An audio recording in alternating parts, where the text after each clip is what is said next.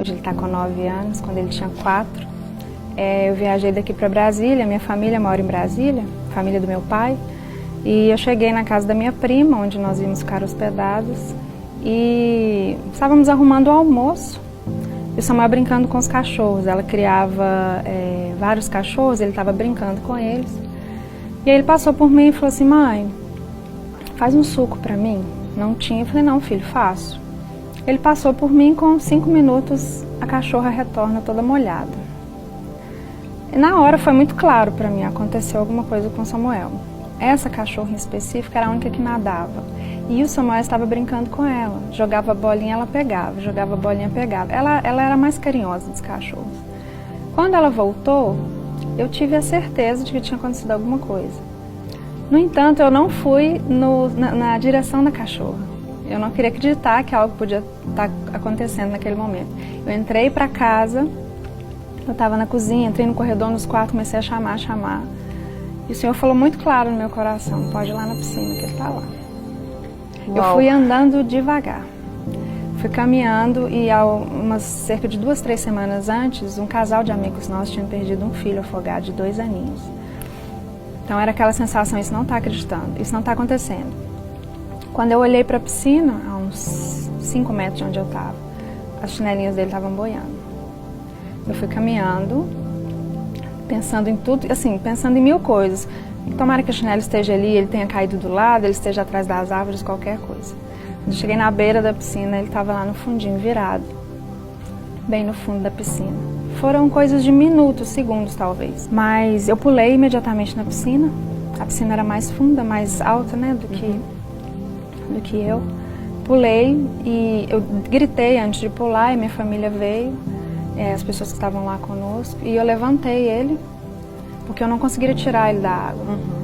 E aí eu saí da água e o meu filho estava morto.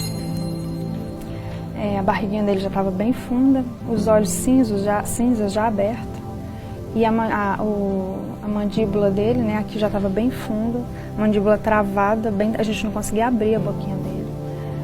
E aí tive essa consciência, porque o Senhor falou comigo: me adora e entrega ele. Nessa hora? Nessa hora. Desculpa. Fica à vontade. E eu não encostei nele. Eu só comecei a adorar o Senhor, agradecer pela vida dele. Agradecer pelo tempo que o Senhor tinha me permitido estar com ele. E eu comecei a agradecer ao Senhor e orar. E aí as pessoas que estavam em volta dele, orientadas pelo SAMU, começaram a fazer os primeiros socorros. E ele não voltava. Ele não voltava e eu chorava muito. Assim, eu fiquei numa tensão, porque é difícil você ver o seu filho naquela situação, mas o meu senso de obediência ao Senhor foi tão profundo, eu tinha tanta convicção do que eu tinha ouvido.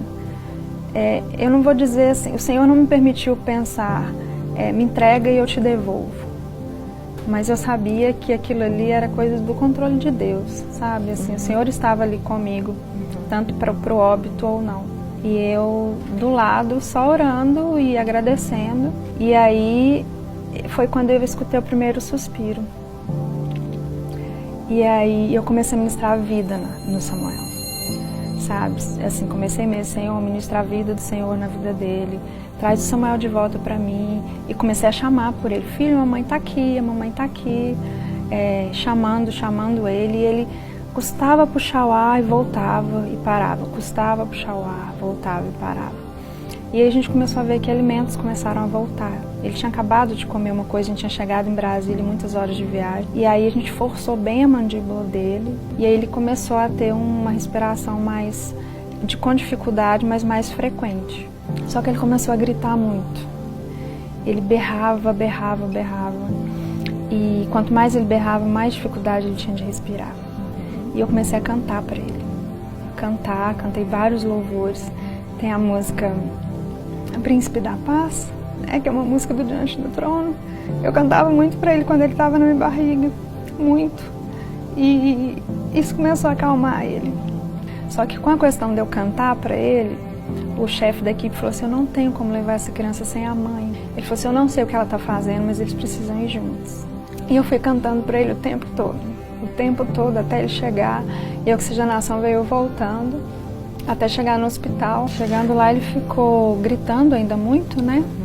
E aí os médicos resolveram dar uma medicação muito forte para ele, porque eles estavam com medo dele ter uma parada respiratória e ser, infelizmente, o que, né, daria um final na história, já que ele tinha conseguido alcançar tantas coisas. Aí deram uma medicação forte, ele dormiu durante 3 horas. Quando ele acordou, o médico falou, você não toca nele, deixa ele descer, deixa ele andar ou conversar e vamos ver o que aconteceu. Aí ele levantou e falou assim, mãe, o que eu tô fazendo no hospital? Eu falei, filho, você tá um pouquinho dodói, a mamãe te trouxe, mas tá tudo bem, a gente já vai sair daqui. Aí ele levantou, desceu da cama, foi no banheiro, fez xixi, voltou, sentou e falou assim, mãe, você sabia que eu afoguei? Eu sabia, filho, mamãe trouxe você no hospital porque ficou um dodóizinho no seu pulmão, você vai tomar o remédio e vai ficar tudo bem. Ele falou assim, eu fiquei te esperando na água, você demorou muito para me buscar. Eu falei, filha, porque a mamãe ficou um pouco sem coragem. Ele falou assim, mas não tem problema, porque enquanto você não vinha, eu estava conversando com Jesus. Ele ficou comigo o tempo todo. Ele me levou num lugar lindo, que tinha uma mesa muito grande, cheia de frutas. Só que eu só comi banana e maçã, porque eu não gostava das outras.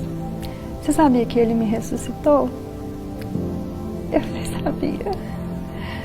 Ali eu tive a convicção, né, do agir e do controle lindo de Deus em tudo. E o mais lindo foi que o médico entrou e ele falou assim, eu não tô vendo sequela nenhuma nele. E ele contou vários detalhes dessa experiência dele, ele falava assim, mãe, sabia que o rosto de Jesus brilha muito? Porque eu não consegui olhar para ele. Eu fiquei andando de mão dada com ele, mas eu não consegui olhar no rosto dele. Eu tive uma convicção muito grande da soberania de Deus. Eu me vi como agraciada, né, por ter recebido aquele milagre. Eu percebi claramente um propósito especial de Deus na vida de Samuel. E foi incrível tudo o que aconteceu. Enquanto eu estava lá com ele, veio uma mãezinha cristã, me abraçou, me beijou, orou por mim. E depois vieram me contar que ela tinha perdido o filho de afogamento no dia anterior. E assim, a minha vida foi outra depois disso. Foi outra com o Samuel, foi outra com o Senhor, sabe? Eu não tenho como ter dúvida da existência de Deus. Hoje o Samuel está com quantos anos? Está com 9 anos. 9? É. E alguma coisa ficou desse? Nada. Nenhuma sequela. Nada. Inclusive, quando ele ficou internado, isso foi numa sexta-feira. Aí no sábado à noite o médico falou comigo, olha, liga no seu trabalho, eu estava em Brasília, você vai ter que ficar aqui pelo menos uma semana. Ele está com pneumonia gravíssima nos 2 pulmões, foi uma bactéria que pegou. Eu não tenho a menor condição de liberar essa criança. Isso era por volta de 10 horas da noite, foi o último exame do plantão que ele fez. Quando eu cheguei no quarto no outro dia, 8, 10 horas da manhã, ele estava com a malinha pronta.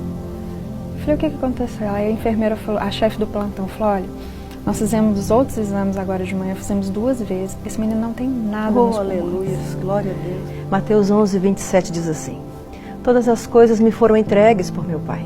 Ninguém conhece o Filho a não ser o Pai, e ninguém conhece o Pai a não ser o Filho, e aqueles a quem o Filho o quiser revelar. O Samuel, filho da Janaína, disse para ela assim, mãe, você sabia que Jesus me ressuscitou? Essa é a fala dele para a mãe após o incidente de afogamento.